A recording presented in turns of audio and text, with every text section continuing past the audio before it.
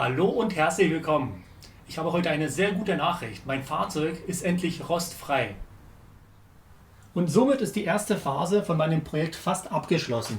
Ich habe alle Arbeiten in dem Motorraum erledigt und habe den Rost in dem vorderen Bereich, also bis zu der B-Säule, beseitigt. Jetzt ist die Frage, wie geht's weiter? Aber bevor ich die Frage beantworte, werde ich erstmal die Stellen zeigen, wo ich den Rost entfernt habe. Die größte Herausforderung befand sich am rechten Innenkotflügel. Hier sieht man den Ausgangszustand und hier wurde schon mal leider kaputt repariert. So soll es auf jeden Fall nicht gemacht werden.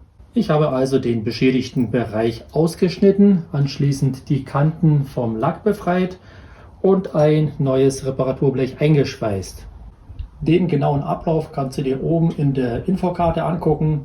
Dort habe ich ein Video verlinkt. Und jetzt folgen die weiteren Stellen, die ich auch repariert habe.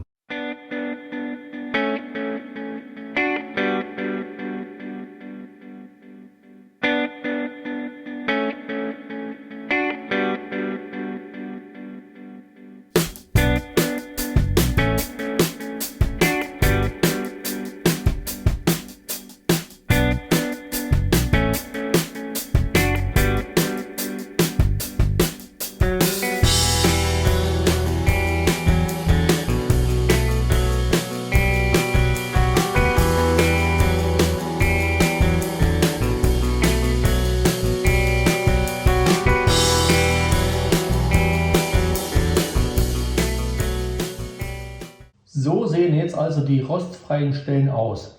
Ich werde sie noch lackieren, da die Stellen aber nicht sichtbar sind, werde ich das mit einer Spraydose tun. Das ist völlig ausreichend. Und zum Schluss werde ich noch an den kritischen Stellen den Unterbodenschutz auftragen. Und jetzt werde ich die Frage beantworten, wie es weitergeht. Also im nächsten Schritt werde ich die Bremssattelinstandsetzung durchführen.